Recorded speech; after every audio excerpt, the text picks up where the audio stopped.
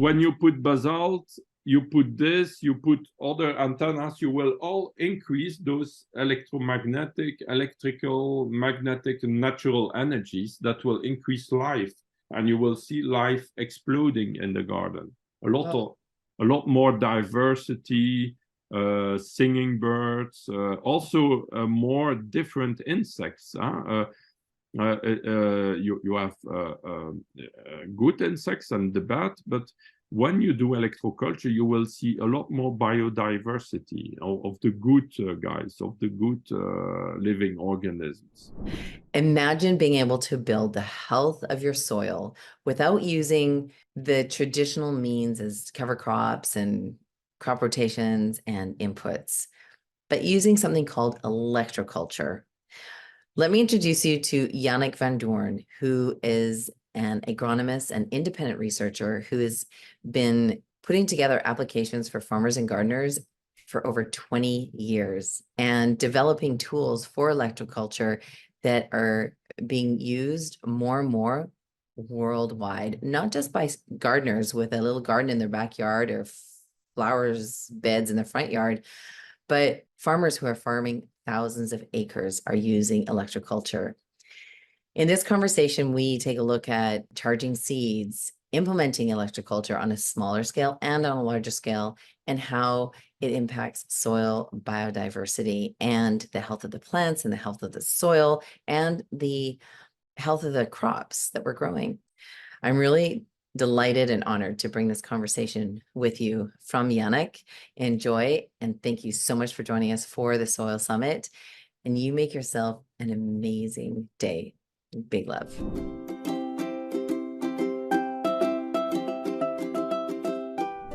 There's so many questions I have about electroculture. So my training is in polarity therapy and energy medicine, and I've always been kind of dazzled and awed by energy. And so the idea of electroculture and what that means for gardening and farming and growing food and is really exciting to me, Yannick. So thanks for joining me for the Soil Summit 2024. Thank you too. It's good to have you here. So Yannick, tell me, how did you discover electroculture? To make a long story short. Yeah, or just tell me the moment, like tell me what that moment felt like and what that was. I would say it was around 1998. Then I read the book, The Secrets of the Soil, from Peter Tompkins and Christopher Bird. It's really an amazing book where you discover a lot of alternatives for agriculture, that it's possible to do agriculture without pesticides and without polluting the earth. And I was studying engineering and agronomy, and didn't learn about all those topics in my courses. So I was very interesting in this book. And this book, in this book, they have a whole chapter about the influence of round towers of paramagnetic basalt. So they speak about the magnetic forces of the earth, and also about energizing water, about microbiology, and so on. And there was also a whole chapter about the influence of music on plants. And so I decided to do a research on that topic. And I did my end-year thesis about the influence of music on plants. And so bit by bit, step by step, I was more and more conscious about the influence of electricity, magnetism, and other subtle, invisible energies on plant growth. And bit by bit, it brought me to electroculture like we see it today.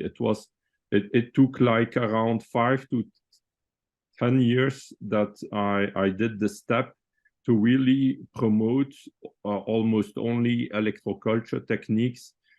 I did first some experiments by myself in my garden, because I wrote some articles and books and old articles, because in the 20th century there is almost nothing. It was like old articles from 50, 60, 100 years before.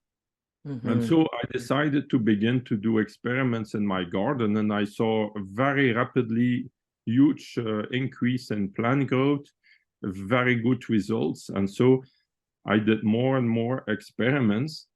And in 2008, I met a farmer in Alsace in France, and he was quite open-minded, and he let me do an experiment in his fields. And wow. so I made big magnets in that time. It was, I can show you. Yeah, do show us. It's a big magnet. That was my first antenna that I made and that I used on a huge field. It's like 5 to 10 acres, huge. So it's a big magnet like this, and there is a flat coil, and there is this zinc plate on the north side, and on the south magnetic pole a copper plate. But like when you see this, you would think, how did he get this? How did he invent this? Well, that's a lot of research and understanding of how those energies works. And then I had like an intuition also, and I made that, to make a long story short also. Wow. And so I made this, and I put like around 40 to 50 in the field, like on each 12 meters, or 10, it's like, yeah, on each 12 meters, or 12 steps, you could say. And then it was on a cabbage field. And the cabbages began to grow really a lot faster than in the control fields. It was like at the end, they were like 3 to 4 weeks. They grow like 3 to 4 weeks more rapidly. It was really huge effect. And so then at that time, a journalist heard about my story, about my huge results in the field, and then he came, he made an article in a magazine, and then it brought me to other farmers, and so step by step I began to make my profession about this, to develop electroculture. But now I have a lot of different techniques. I make like round towers like this for the gardens. I make magnetic antennas, also those little ones. That's, for example, a little one that I invented for the gardens, or for everyone to be able to do experiments very quickly and with a lot of results. And so with that little one that you're holding, what does a person do with that? And how much area does that serve? Yes, in electroculture, you have really a lot of huge, a lot of different techniques. Well, this one is put in the earth and is connected with galvanized iron wire, or galvanized iron wire that is ferromagnetic, because these techniques work with the magnetic field of the earth. And then it has to be put really very precisely from south to north, the direction, in the same direction as the magnetic field of the earth. Because the aim of this one is to act as an antenna with the magnetic field of the Earth. Otherwise, it doesn't work. If you put this in another direction, it doesn't work. It's like you take a bucket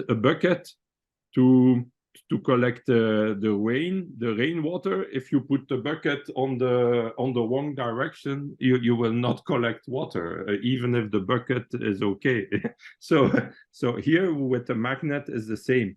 So it's good to understand that it's the magnetic field of the Earth that we want to collect, and not the magnetic field of the magnet itself, really, because otherwise you would think that if you use a more powerful magnet, it will work better or things like that. But that is not true.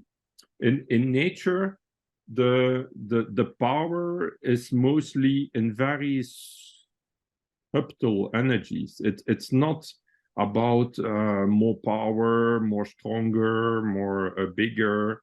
No, it's mostly in very subtle energies that we need to understand, to learn, and then need to learn how to act with them, how to use them, how to collect them, because otherwise those energies are there always. It's like radio waves, like from the radio. We are always in the radio waves, but if we don't have the radio, we cannot hear the radio. So we need like to create the antennas that will collect those natural energies and then use it in a good way to have the effects. Because, for example, the magnet, if you don't use it in the right way, you don't have the effects too. It's the same with a lot of other techniques too.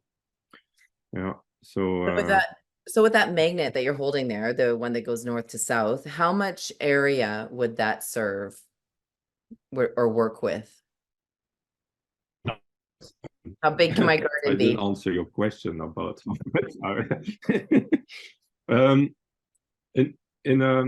when you put a wire, it will act all around the wire in a radius around 1 meter or 3 feet around, like 1 to 2 feet on each side of the wire. So if you need to cover a whole field, then you need to put a wire every meter or every 3 feet, around every 2 to 3 feet. Mm-hmm. So it's a lot of wires that you need to install, but wires are not so expensive. It's quite cheap. It's just iron, galvanized iron wire. It's quite cheap.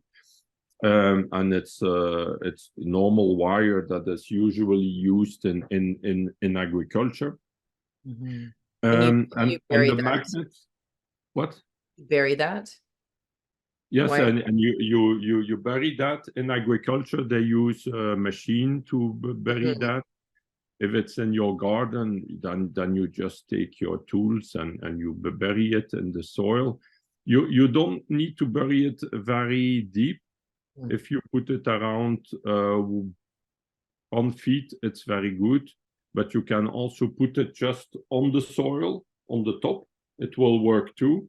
But it will work even better if you put it in the soil. Then you put it around 10, 20, 30 to 50 centimeters. So I would say maximum 1.5 feet or 50 centimeters, because if you put it deeper, the energy, it's not strong enough anymore, and then it will not work. I did already the experiment. Okay. And then you put a wire every meter. You can also spread it a little more, like every 1.5 meters, but the energy field will be less stronger. So the ideal situation is to put every meter. And now, in agriculture, it's not always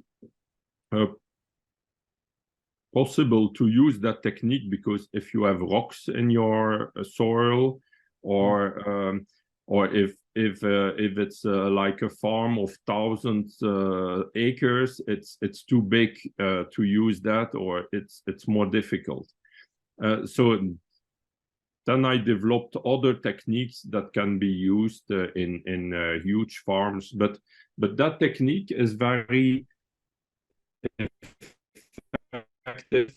It's always very effective, but it's very useful or interesting, like for vegetable growers, also orchards. Also, it's also very interesting. If you put it before planting the trees, you would see that the trees will grow like maybe 2 times faster. And I have already apples on apple trees that I planted 2 or 3 years before I have the first apples, after 2 or 3 years. And normally it takes like 5 years here.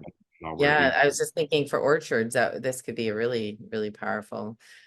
Yannick, what does a larger scale farmer use? What do you suggest for that?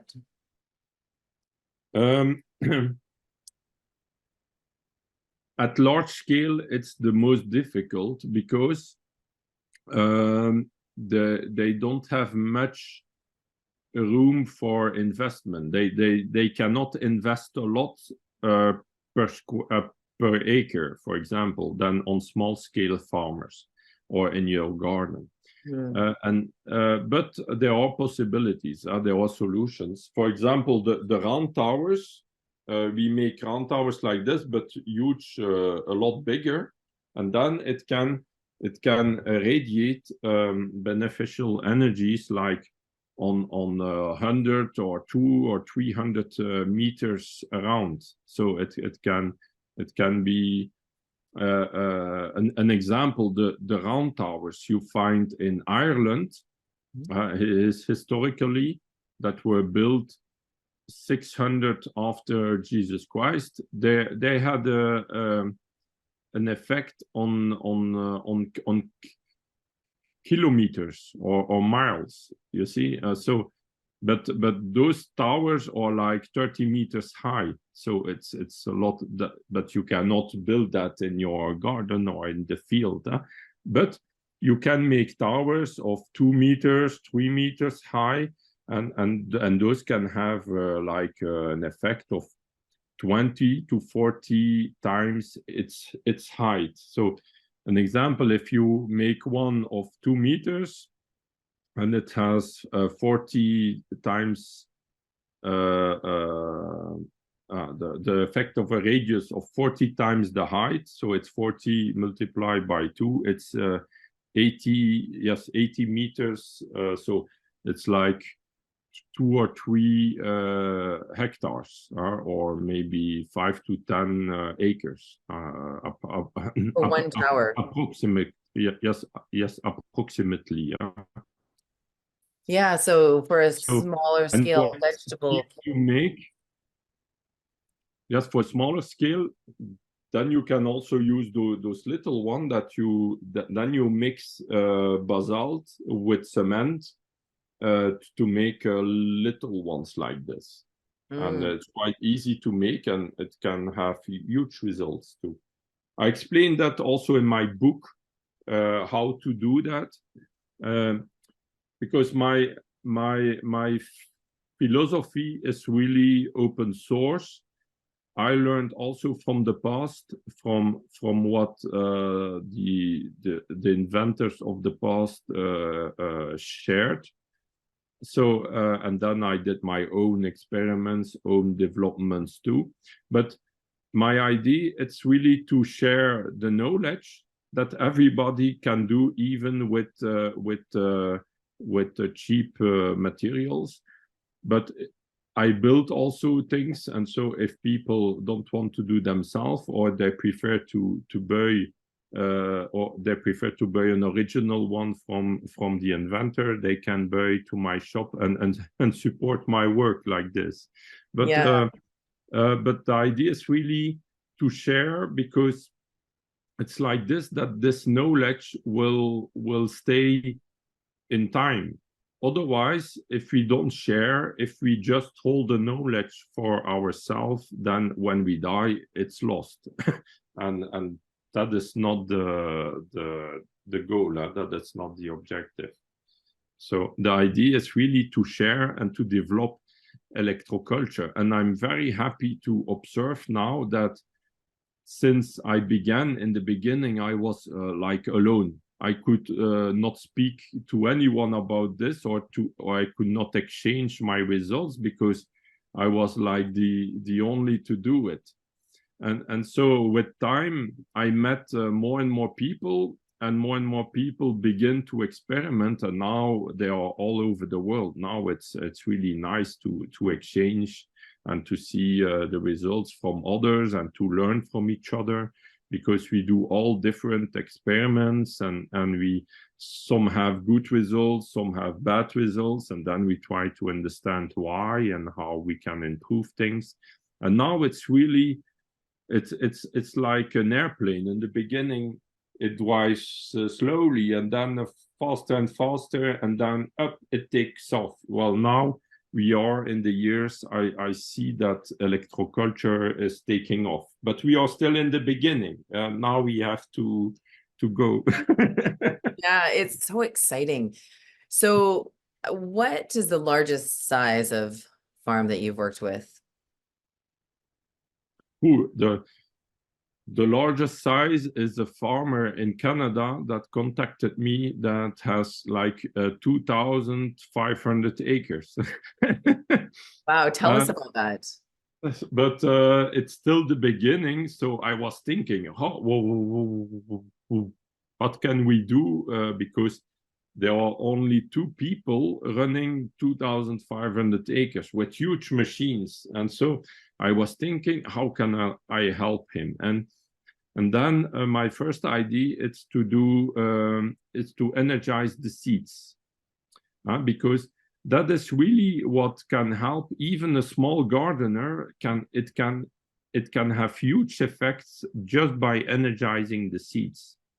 And when we do it on small scale, then we can put the seeds in a little pyramid, for example.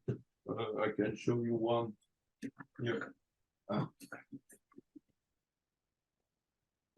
So then I make a little pyramids like this in copper, but that you cannot use for a large-scale farmer. But for in the garden, you put your seeds in the pyramid, it will work very well. But for large-scale farmer, we developed. I developed a system with kind of cones that are connected with a wire that we can connect to the seed stock bin. I developed also a system that works with electronics that makes a magnetic pulse that also energize the seeds with what I experiment with. We can also put round towers in the fields, but the bigger ones, and also adding basalt rock in the manure or in the fertilizers. So we can energize also the fertilizers, energize the pesticides or the water used to spray them, and if they do already all those applications, they can really increase a lot their results. They can maybe increase by 20, 30, 50%, or even more. It's always difficult to know in advance how much would be the results, because every farmer, every situation is different, every soil is different, every crop is different, every season the year, the climate, everything is they're always there are always there are always unexpected situations that changes the story. So it's always difficult. But just energizing seeds can sometimes even double the yields in a garden. Even if you don't do electroculture in your garden, but that you just energize the seeds, it can have huge results. That's amazing. So when you're talking about the 50% increase, you're talking about 50% increase in yields. Yes. Amazing. So or in growth, or in germination also. And in germination and in what, sorry? Yes, in the growth of the plants and the final yields. And mostly what is also very interesting, it's not only about the yield or the growth, it's also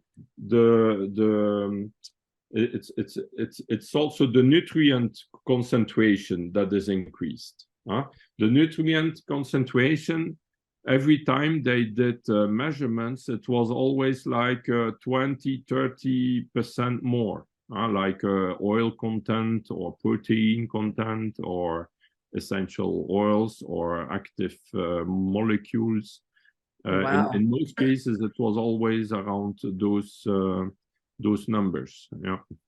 Right. And so you're going back to the grain farmer, because that's the grain farmer was able to keep the seeds in his bins, and then you created systems to energize the seeds in his bins. Yes, we energize directly the whole bin.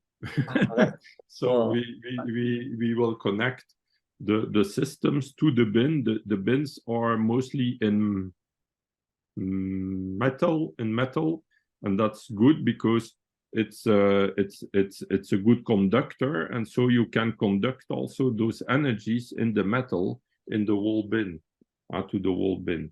Right. But now we are doing experiments to see how much systems or how we have to apply them to have the good results. So the experiments are running now. We are trying that. But at little scale, we know it works very well. But now it's how to do it at big scale, and we need to experiment. Right.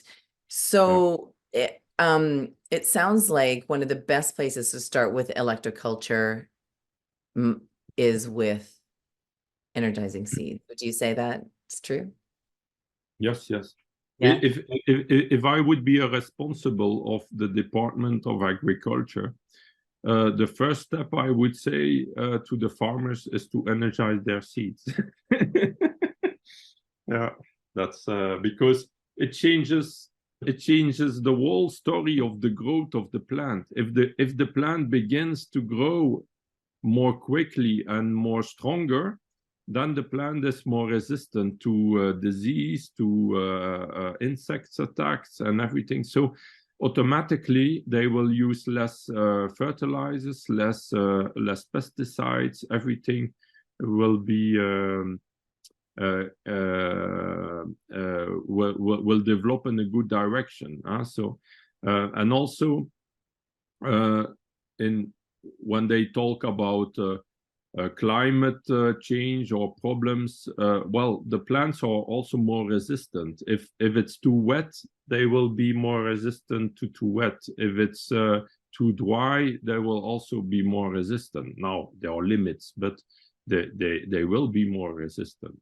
So powerful. It's like it will awaken the old memories of the plants. So it's like the plants will activate again their genes or their capacity to resist.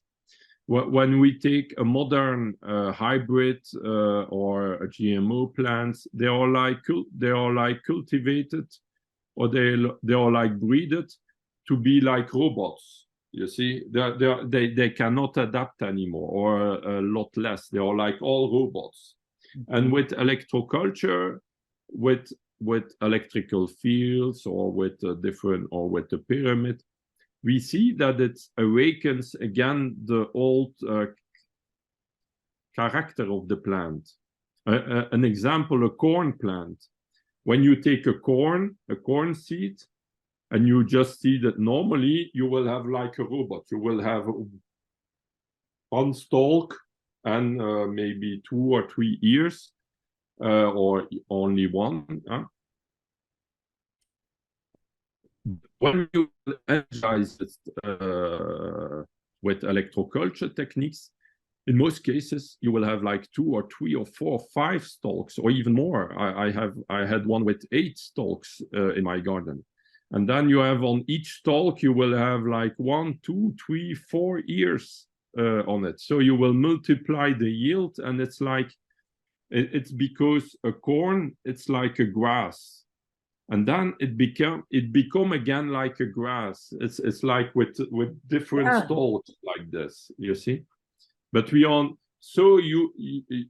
now so used to see the corn like a robot, like one stalk, that we think it's like that. But it's not like that. That's not his normal way of growing. That's the way of growing with modern industrial techniques. But we can do a lot better. There's also an amazing story about in the year 40s, around World War II. Scientists developed a wheat, so a grain that was a hybrid between the normal wheat and the normal wheat grain and a wheat that this the wheat grain is annual. You have to seed it every year again, but the wheat, like wheat, W-E-E-D, it grows every year. So, and then they combine the 2 genes, or they make like a hybrid of it, and then they had the wheat, W-H-E-A-T, that grow again every year, that you don't need to seed anymore. So that you see, if you have a wheat that is pluriannual, that grows every year back, then you don't need again to plow every year. You don't need to use so much fertilizers and pesticides, because it grows again like a grass. And the scientists made that. It's possible, but the industry, they don't like that, because they want to sell a lot of stuff to the farmers. So they don't want to develop, they don't want to promote or fund science projects where the farmers become more independent. They only fund science solutions or projects or research that makes the farmers always more and more dependent, like slaves. They become like slaves of a system or of the industry. And with electroculture, it's, in the way I develop it, it's like we help the farmers to become again independent. It's all research that we do in the community. It's without the institutions. It's mostly from people that really look for real solutions and real results with cheap material or with less investment. So it's really real research that respond to the demand of the real people and what the farmers really need. Now the only problem today, it's just that it's like unknown. It's like the people don't know about it, because it was so long time censored since around the end of the 30s, 40s. It was completely erased from the dictionaries, from the encyclopedia, from everywhere, all the books, and you can see that back when you go in the libraries, the official libraries of the state, and you put in the search engine of the library, you put electroculture, you will see the keyword electroculture. You will see that before 1939 around, there are hundreds of articles, hundreds of newspaper articles about electroculture. There are books, there are a lot of information. And after 1939, there are like only 5 or 10 until now. But in the period between 1939 and 2024. So it's really amazing, and it's a proof that everybody can check. It's not just me that is telling that. Everybody can check with the keyword in the libraries. And it's really a proof that it was by intent, it was censored. It's like a date, and it's really just before World War II or around World War II. And it was all over the world censored like this. It's like there was already a world government at that time. But we don't know about it. Right. And so why does electroculture work? Why? Oh, that's a big mystery. Yeah. Yeah. Why? So, yeah, we are trying, we are searching to understand how nature works, why a baby breathes when it's born, why how we live, how our cells live, what define what is life. It's difficult. No, there's no scientist that can really explain that in detail. There are thousands and thousands of science articles and books. They are still searching what is the difference between life and death. And well, in the beginning of the search to electroculture, probably the first antennas that were made were antennas to collect atmospheric electricity. It was like a pole with wires in the sky at like 2, 3, 4, 5, 6 meters high, or even more.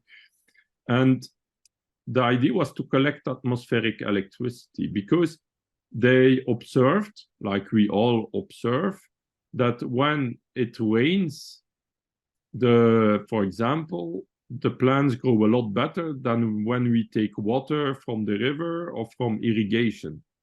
It's chemically, it's the same water molecule, but there is something different when the water drops from the sky. And even more different when it's thunder. When you have electricity in the sky, like thunderstorms, then the plants, after a thunder rain, the plants grow a lot faster. And so they begin to think, yes, maybe there is like a life energy, life force energy. And 1 century ago, they were speaking, the scientists also, about life force energy. But with time, they put that vocabulary away. They don't anymore about life force. They want to see life only as a mechanics, as a robot, you see, because then they can sell chemics, they can sell body parts. It's everything. It's like a robot. But in the beginning of the research, they were looking about what is life force, and they were looking about the source of life force, and they discovered like this, that electricity is a main component, because in living organisms you have always electricity, always. But the opposite is not true. It's not because you have electricity that you have the life force. That's right. Sometimes well, sometimes yes, but sometimes not. An example, a robot is full of electricity, but it's not living, really. It will always be different than a real human or or a wheel plant. And so that's why it's more important to use natural electricity, because a natural electricity, I see it like this: you have that subtle, invisible, mysterious energy that we would call life force, or that Willem Reich would call orgone energy, that you will not find in artificial electricity, or a lot less. And so that's also why when you use antennas, passive antennas that collect the natural electricity, even with a very little bit of electricity, you have huge results. That when you use artificial electricity, in most cases, you need a lot of electricity for little results. So it's that's because that invisible factor of life force is different too. And so that is really a huge mystery, but there is a lot of research, but the industry doesn't want to speak about life force, or doesn't want you to know that, because all industrial process reduce life force. And because if you have like an apple, and they hold it like 3 years in the storage, and it looks like a fresh apple, but it's not fresh. It has already 3 years. Well, the life force will be completely out, but it will still look like an apple, but it's not an apple anymore. It doesn't have the nutrients, or it doesn't have the energy anymore. So, and the insects and the sicknesses, the molds, the fungi, they can see, or they can feel that life force. So when you have a product or a vegetable that has less life force, it will attack it. It will just eat it and transform in compost. It's just a normal process. And when you have more life force, they don't attack it. It stays good. So electroculture can be really effective for pest control and disease control as well. Yes. The idea about pest and disease control, it's not really to attack the pest or the disease. It's really to increase the life force energy of the vegetable or the plant, and then the disease disappear by itself. It's like when we are weak, we are like tired, then we become diseased, we have maybe a flu or whatever, or a cough. And then when we sleep good and we eat good, we have again more energy, and then the flu go away. That's so true. So true, Yannick. I just love it. So we are not going to attack or make war against disease, against this or no. We are just cultivating what is good, and cultivating, the word, the etymology of the word cultivating, it's to honor what is good. To honor. It's like a farmer. In a reality, it's like a kind of a priest, because he cultivates the land, and cultivating the land is to honor the land. It's to do everything to increase the benefits of the land. And for this, we don't have to destroy it. We don't have to make war. We just have to work and to work and to work in a good way, and to understand, to learn, and to make the best out of it. And electroculture can help a lot with that. So powerful. Yeah. Oh, I'm just sitting in awe at this moment. One of the conversations we had for the Soil Summit was with Dr. James White. I don't know if you've heard of him yet. He I don't know. He really lit up the conversation about the rhizophage cycle. So the understanding that plants don't necessarily absorb the nutrients. They actually eat bacteria. So plants actually eat bacteria, and then the bacteria go into the plant, and the plant strips the bacteria and then it gets shot out through the roots. Well, it doesn't actually get shot out. It actually moves out, and that's what makes the little root hairs. And then that strip bacteria goes, and then it becomes whole again, and goes through the cycle over and over and over again. The plant eats it again when it's complete. So That's one of very the interesting. I didn't know that story. yeah, it's really fascinating. So something that came up, because I asked him what's new, what else have you noticed? And he said, and I'm pretty sure I've got this right, I could have it opposite though. He said they've also noticed that the root, the end of the root has a negative charge, and the bacteria has, I think, a positive charge. And so they're wondering if that is actually a part of the process. So I think that would be an interesting conversation to Yes, have. the soil, it's like a battery. And when we do electroculture, it's like we charge the battery. It's like we charge the energy in the battery. And if you look at a scientific point of view, you can maybe see that when you put electricity, it will create like an electrolysis process. So it will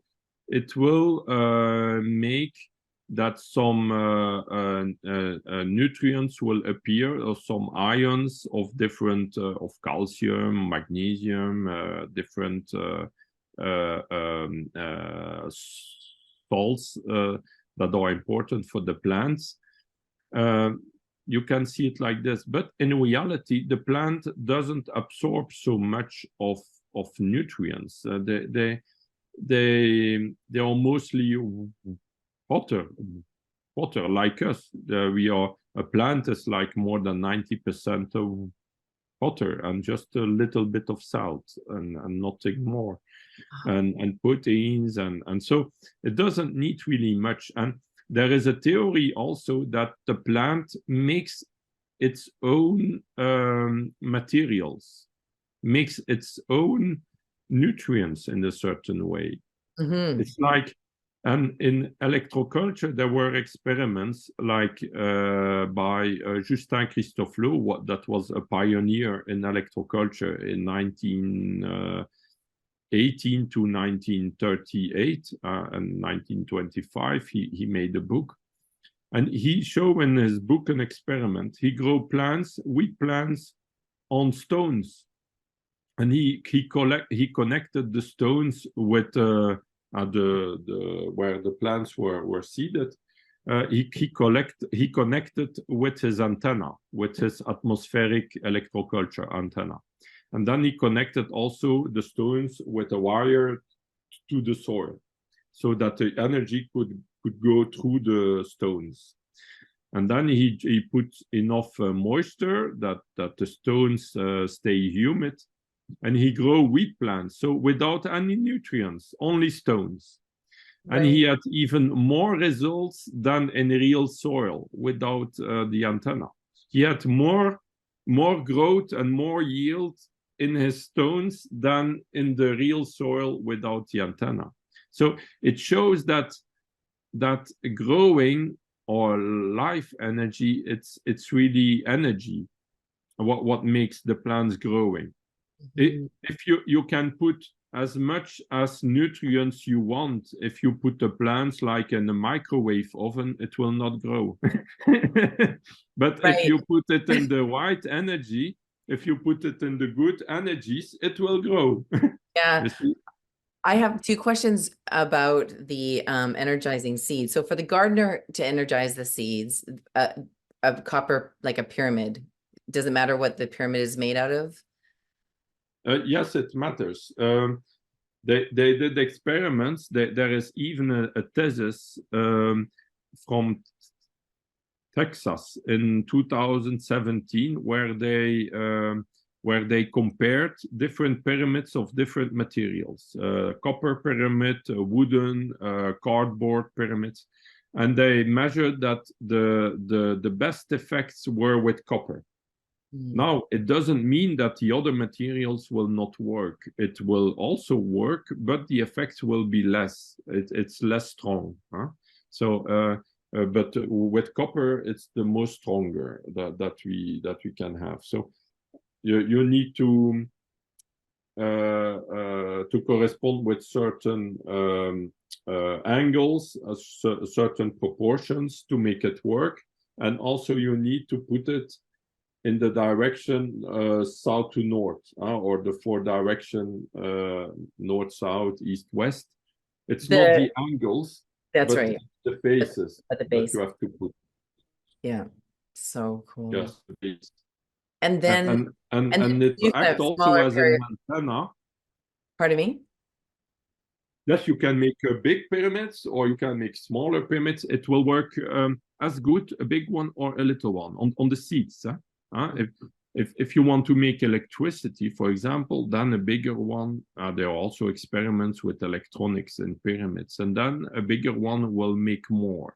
But the effects on seats, I didn't saw difference between a big one or a little one. It works also good with a little one. Yeah. Yeah. And then charging seeds for a big farmer, how would they do that? Would they call you? Yes, or they read my book. Agriculture, yes. And it's also explained how to do. So if they want to use a pyramid, for example, then they can make a pyramid like 3 to 4 to 5 meters side. So in feet, it's like 10 to 15 feet size, and then they put their big bags, their seats in the pyramid a few days. I would advise minimum 2 days. They can put it even longer. But for example, if it's a thunderstorm outside, then even if you put the seats only 1 hour in the pyramid, it can already have huge effects. Because the pyramid is like an antenna of those electrical, atmospheric, and cosmic energies of the Earth. And so then the farmers, they put, for example, only in France, there are more than 30 farmers, and even a lot more. But just in the region of southwest of France, there are already more than 30 farmers using that technique of the pyramid to energize their seeds. Wow. So, but they do it discreet. They don't talk much about it, but they do it in their farm. Yeah. And I have already hundreds of farmers as customers that bought me pyramids, that use pyramids in their farm. So and the first thing to do is to energize the seeds with it. But they can also energize the fertilizers. They can energize the pesticides even. They can energize rocks like basalt rocks or rocks from volcanoes, that sand and powders that can help a lot to increase the fertility of the soil. That's it's cool. Always to bring like a life force energy to the field. It's like you charge the energy at the barn in the pyramid, and then you spread it in your land. Yeah.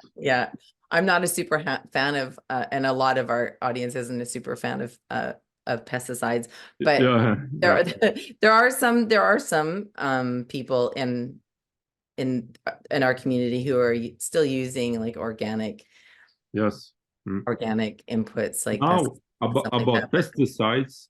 I'm also not a fan, but there are still a lot of farmers using them, so we can help them to reduce the use and that they don't need it anymore. And what is interesting with the pyramid and with electroculture is that when you increase the force of the plant, the energy, that it's less attacked, automatically the farmer will use less pesticides. And when you put the pesticide or chemicals or toxic products in the pyramid, it will tend to reduce the harmful effects of it or the harmful side effects. And it will also tend to increase the intention, your intention. When you do something, and the pyramid is very important for that, how it works. It works also with your consciousness, with your intention. When you have a good intention, it will increase the good. When you use a product, that it's organic or not, you have a certain intention, you have a certain goal. Well, you will increase the effect of that. And so a pyramid, even if they use pesticides, it can help them. So I don't want I work with all farmers, you see, with organic farmers, biodynamic farmers, with farmers that plow, with farmers that don't plow, with farmers that use pesticides, with others that don't use.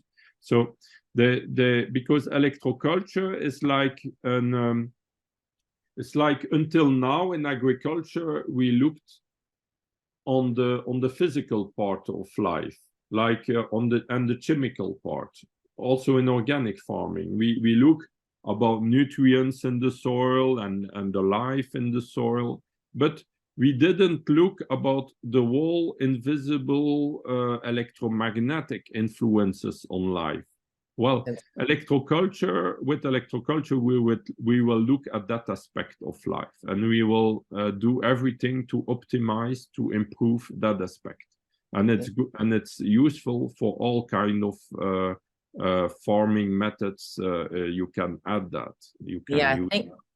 Thanks for presenting that, Yannick. My mom, she passed over in 2015, and she was a pioneer in the farming industry and in BC here, the organic industry, and biodynamics too, a bit. And one of her superpowers and gifts was to hold space for all farmers, because she really believed that we're all doing the best we can with what we know, with where we're at, and we all want to grow good food and provide for our families and do what we really believe and feel is best. So I deeply honor your work and the way that you're showing up for farmers. So thank you for that. The other question I had, do you have a few more minutes? Yes. Okay, awesome. Is you've been using electroculture with bees as well. So tell us about that. Yes, bees. Well, like you see on my antennas, I put beeswax around. And why is this? It's not to protect the magnet. Some people think that, but it's not to protect the magnet. The idea is that the magnetic field will go through the beeswax and will be impregnated by the frequencies that you will find of all the molecules of the beeswax. And beeswax is really an incredible substance, because in beeswax you will find all the molecules corresponding with all essential oils of all the flowers of all the plants that the bees visit. So when you know that one essential oil of a flower corresponds already with thousands of different molecules that are all natural, all beneficial frequencies, well, in beeswax you will find not only from one kind of flower, but from hundreds of them, of different flowers, lavender, all kind of flowers. And so it's really very rich and very powerful energy. And when you smell good beeswax, you're always happy. It's kind of like a drug, but the natural. It's like you cannot be sad when you smell good beeswax. It's like a smell that it's like you are in a field in the mountains full of flowers, but it's just in that beeswax. Yeah, You can there's smell it nothing all like day it. long. Yeah, yeah, I have bees.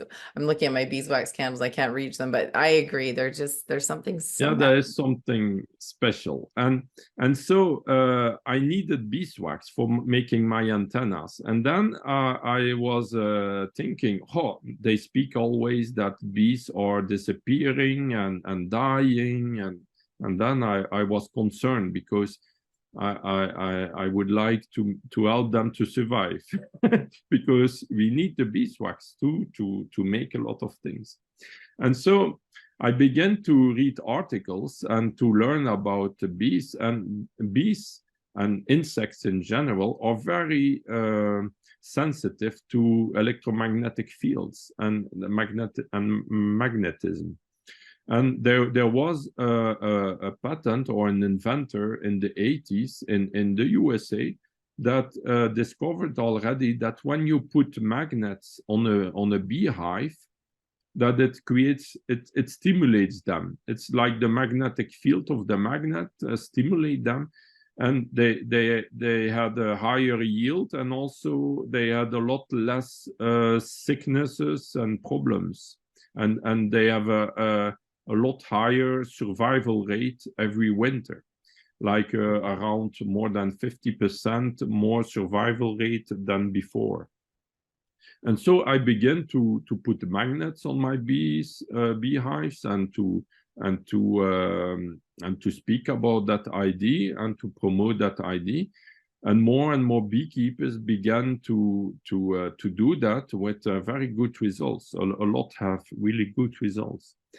And then I discovered other techniques, like to put a copper strip at the entrance of the beehive, because copper is a natural has a natural antibacterial effect. They used it in hospitals before or in the kitchen because it has a natural antibacterial effect.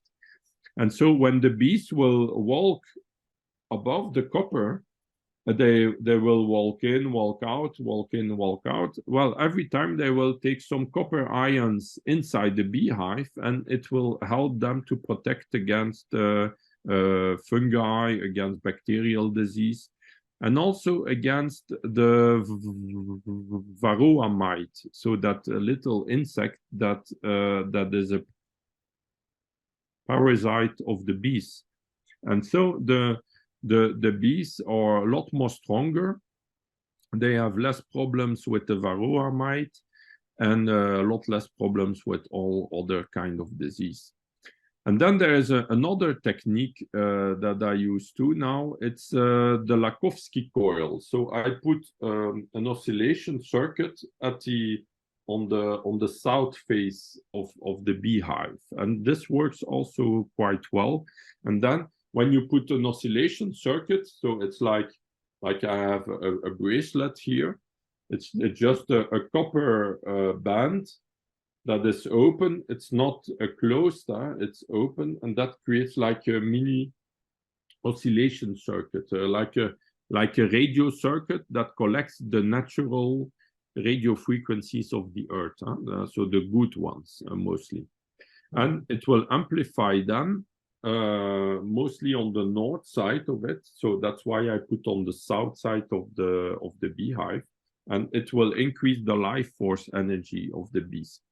And since I do that, my personal results in my own garden, I have like, for example, last year I had 4 beehives without anything, without electroculture. And then I have 6 beehives with the electroculture techniques. Well, after the winter, 5 of the 6 survived, and from the control group, only 1 survived of the 4. So it's a whole difference. And in my place, in my region, the beekeepers mostly lose like 30–50%, sometimes 80%, sometimes 90% of all their beehives every winter. So it's really a huge problem. The idea also is, it's a hypothesis, why magnets affects so much or is so beneficial for the beehive. The idea maybe is that the bees are really disturbed by the electromagnetic pollution. And it's like the planet Earth. The planet Earth has a magnetic field, and that magnetic field protects against too much of the solar magnetic field, of the solar activity. If we would not have that magnetic field on Earth, then probably all life on Earth would be not as today. We will all be burned down because or we will be in shortcut because of too much electricity from the sun. And then on the bees, maybe it works also like this, like it makes like a protective shield against the electromagnetic pollution. And maybe a lot of electroculture antennas works like this, because today in our gardens or the plants are really disturbed by the electromagnetic pollution. There was even a science article in the Rocky Mountains of the USA. They did an experiment. They compared the growth of of trees, and they put some trees in a Faraday cage.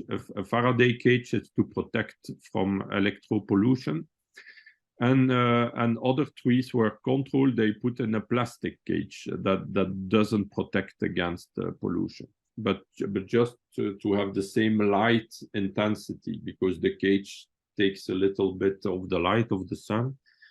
And so they compare the growth. Well, at the end of the season, the growth of the new growth of the trees in the Faraday cage was double than the one without a Faraday cage.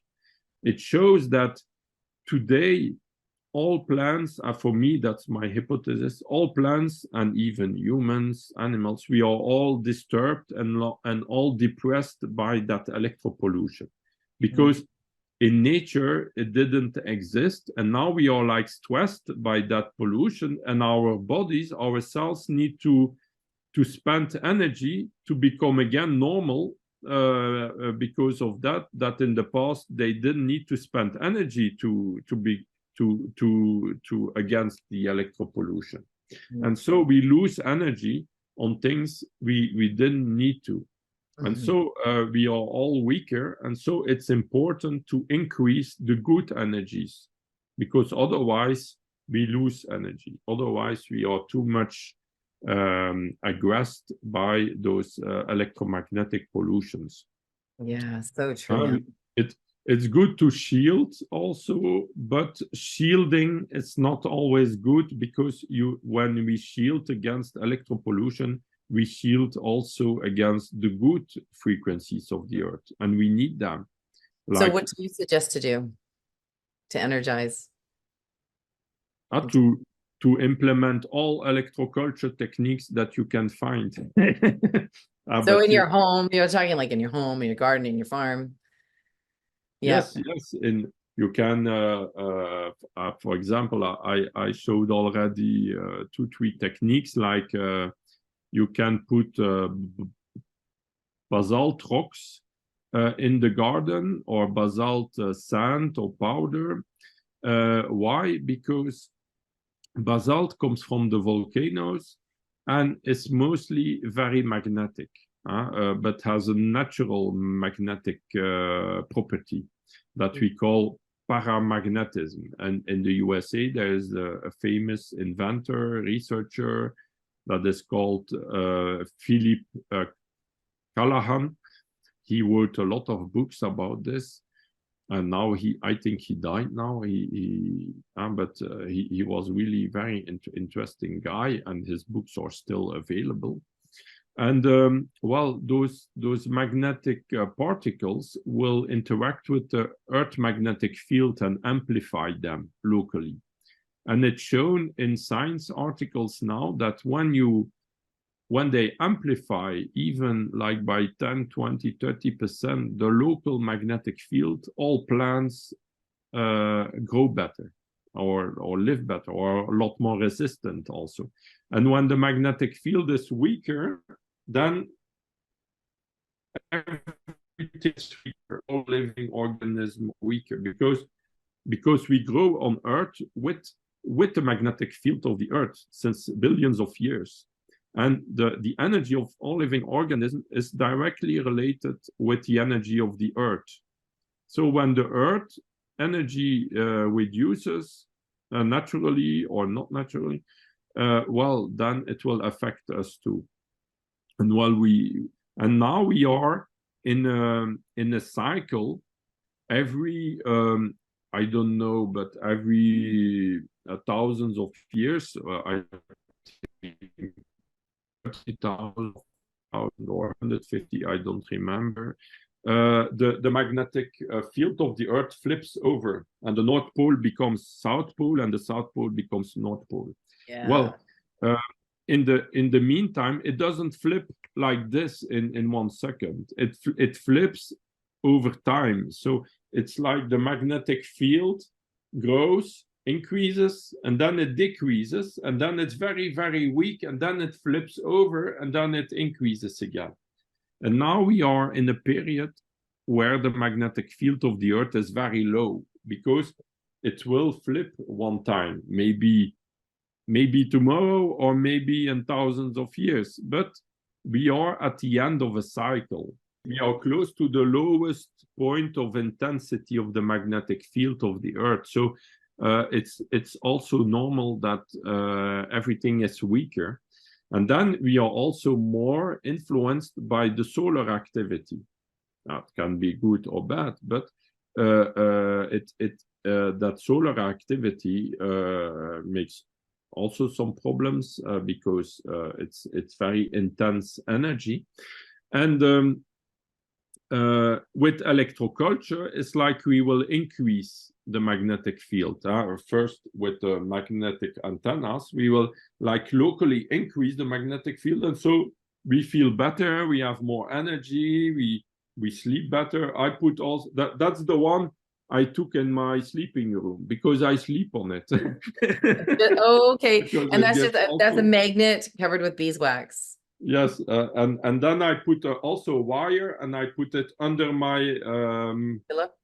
mattress. Okay. Mattress. Oh, your mattress. Okay, cool. Yeah, yes. I put it under, but you put it in the garden too.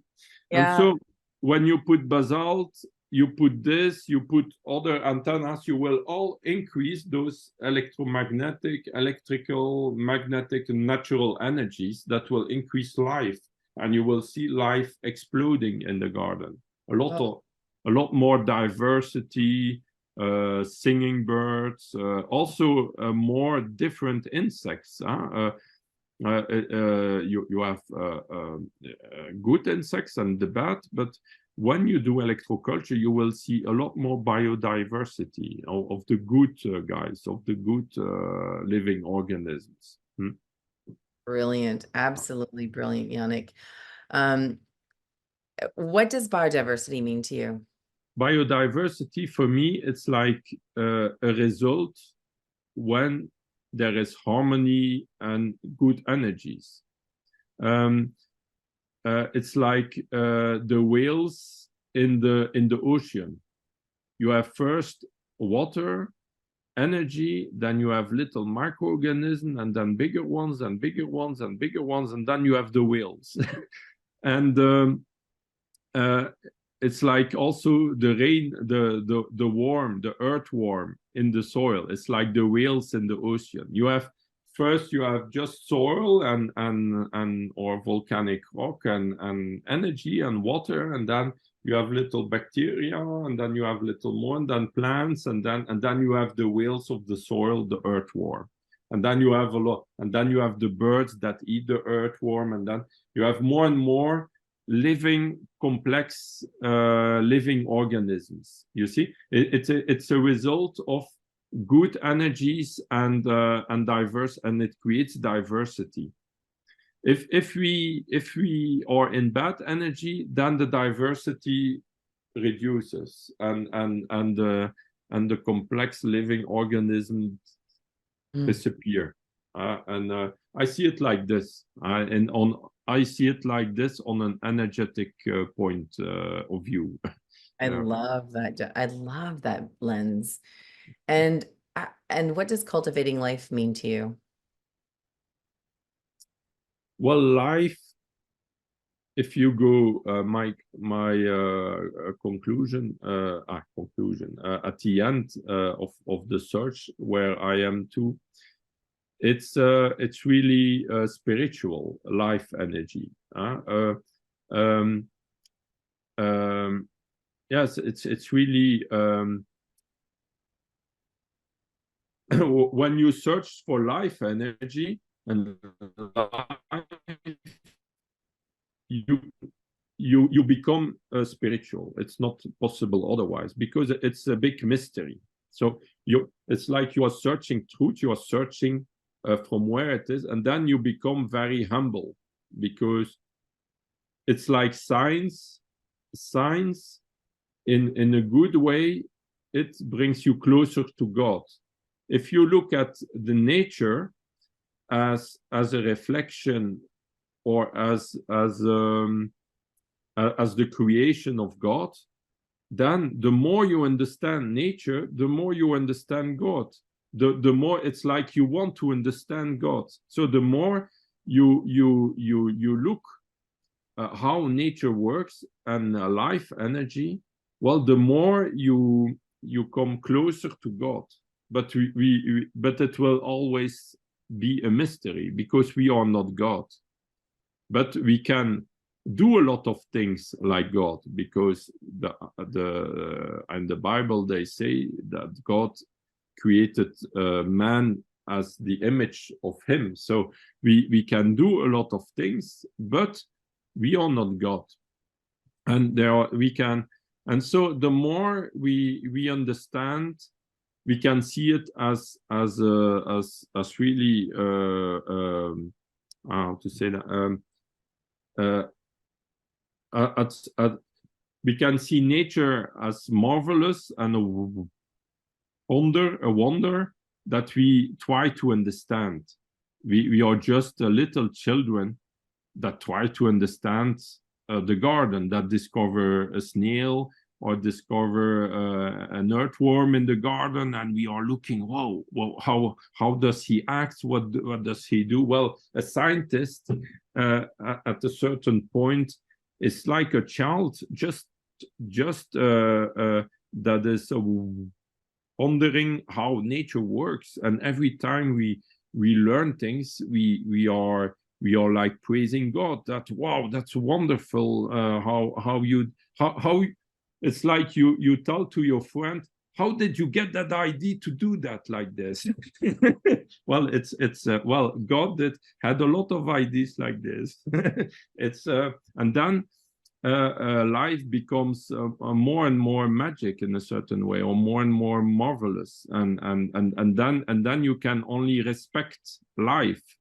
You can only respect the creation, even if you don't believe in God. I think you cannot not believe in God when you really go deep in trying to understand nature. It's not possible, I think.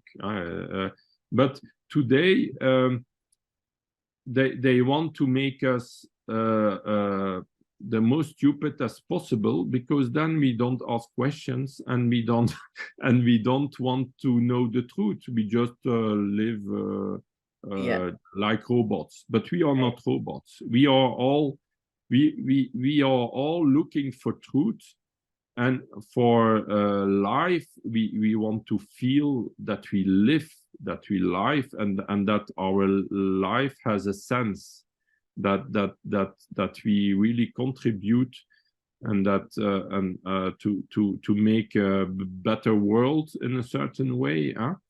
I hope so. And me too. And so we can only then want more and more life. And so we don't want anything that kills life. because that's not what God wants to. It's even in the Bible that you will not kill your other humans, but in a certain way in nature also you don't kill to kill. You just if you eat a plant or an animal or whatever, it's always with respect. It's with respect to life and to the wonder of life. It's not just as a consumption good that you have to use or produce. Yeah, so that's how I see it. That's beautiful, Yannick. That's beautiful. Yeah. Thank you for your time today. I really appreciate you sharing your life experiences and your journey of discovering and working with electroculture. And I'm really, really curious and excited to see where electroculture grows and how it grows in the upcoming years. I think it will really grow big, and we are like cultivating the seeds of tomorrow. It's like we are really today. There are not many farmers knowing about, but it's not so a problem. What we need to do is just continue to experiment, because everything we will have discovered, yeah, and improved will be ready for the next one that will continue to do it. You see, I want to say thank you so much. I appreciate you and your wisdom and all that you do. So thank you for serving and sharing. Thank you too for organizing the Soil Summit, and it's always very interesting. And soil is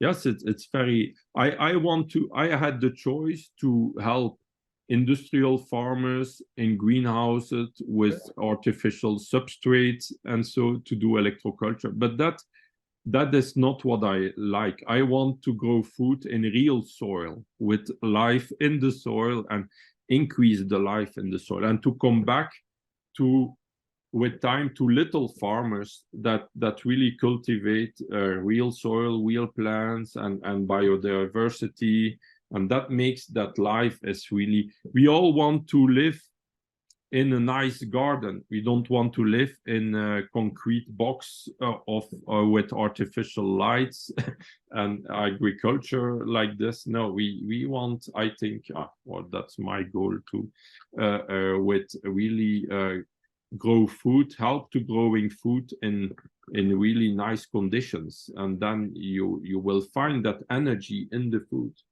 So the environment, the energy of the environment, you will find it in the food. So so it's important to work on that. It's not just and the soil is a very important aspect. Yeah, very important. And electroculture and energetically too. Every mineral in the soil corresponds with a certain crystal and with certain frequencies, and so every soil will have another influence on the qualities of a vegetable.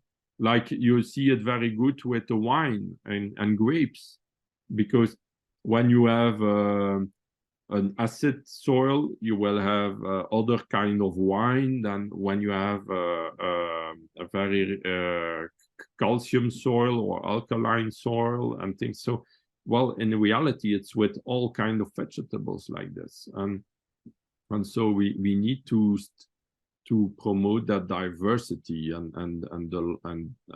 that living aspect, and to become more and more sensitive to it, because when we begin to taste that, then we become more and more sensitive to it, and then we see that it's not only food for our body, but it's food for our thoughts, for our spiritual life too. It's really food at all levels. Yeah. So thank you very much. Yeah, it's my honor. It is a pleasure. Thank you very much. Thank you. All right. Big love. Bright blessings. Thank Bye. you. If you want to learn more about electroculture, be sure to go and check out Yannick's website, and you'll be able to find his book at his website, all about electroculture. Yannick's website is electroculturevandoorne.com, and his name is spelled Vandoorne. And you can also find him on Facebook at Electroculture Magnetoculture and Instagram at Electroculture Van Doorne. Thank you so much again for joining us. And I'm curious if you practice electroculture and what your next steps might be in deepening into your journey as a farmer, as a grower of food, as a human on earth, as somebody who has agency in life. What are your next steps? Wherever you're at, trust them and take them, and you make yourself an amazing day. Bright blessings and big love.